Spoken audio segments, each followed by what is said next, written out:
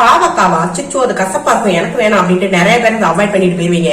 ஆனா புளிப்பு, இனிப்பு, கசப்பு, உரப்பு இது எல்லாமே கலந்த ஒரு பெர்ஃபெக்டான சுவையில ஒரு பாவக்காய் குழம்பு பண்ண போறேன். இந்த மாதிரி நீங்களும் செஞ்சு சாப்பிட்டு பாத்தீங்க அப்படின்னாக்க பாவக்காவை எங்க பார்த்தாலும் அதுக்கப்புறம் விடவே மாட்டீங்க. வாங்க ஒரு சுவையான பாவக்காய் குழம்பு எப்படி செய்யலாம்னு பாக்கலாமா? ஃபர்ஸ்ட் பாவக்காவை நல்லா கழுவிருங்க. இந்த மாதிரி கழுவிட்டு அதை ரவுண்டா நறுக்கி வச்சுக்கோங்க.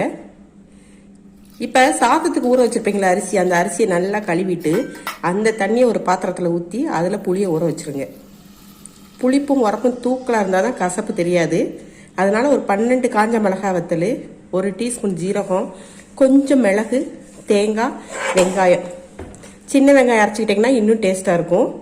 ஒரு சின்ன தக்காளி பழம், இதெல்லாம் மிக்சி ஜாரில் போட்டு நல்லா அரைச்சி வச்சுக்கோங்க. இப்போ புளி நல்லா ஊறி இருக்கும். இப்போ இந்த புளியை நல்லா கரைச்சி வடிகட்டி எடுத்து வச்சுக்கோங்க. குக்கரில் எண்ணெயை ஊற்றி எண்ணெய் காஞ்சதும் கொஞ்சம் கடுகு உளுந்த பருப்பு போட்டு வெடிக்க விடுங்க. அதுக்கப்புறம் வெந்தயம், இது ரெண்டும் பொரிஞ்சதும் கொஞ்சம் பெருங்காயத்தூள், கருவேப்பிலையை போட்டுட்டு வெங்காயத்தை போட்டு நல்லா வதக்குங்க.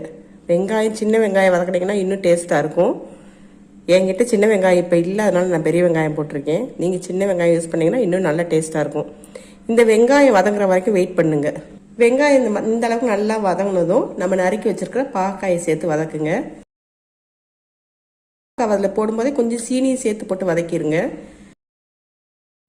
அதுக்கப்புறம் கொஞ்சம் 1 டீஸ்பூன் மஞ்சள் தூள், நம்ம அரைச்சி வச்சிருக்கிற இந்த மசாலா, இது ரெண்டையும் போட்டுட்டு தேவையான அளவே உப்பையும் போட்டு நல்லா வதக்குங்க.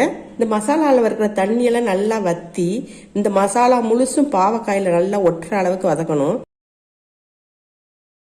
இப்போ பாருங்க, இந்த மாதிரி மசாலாவும் பாவக்காயும் ஒன்னோட ஒன்று நல்லா கலந்த உடனேயும் நம்ம கரைச்சி வச்சிருக்கிற புளி தண்ணி அதில் ஊற்றி குக்கரில் ஒரு 2 சத்தத்துக்கு வச்சு இறக்கிட்டீங்க அப்படின்னாக்க அருமையான பாவக்காய் புளி குழம்பு ரெடி ஆயிருங்க.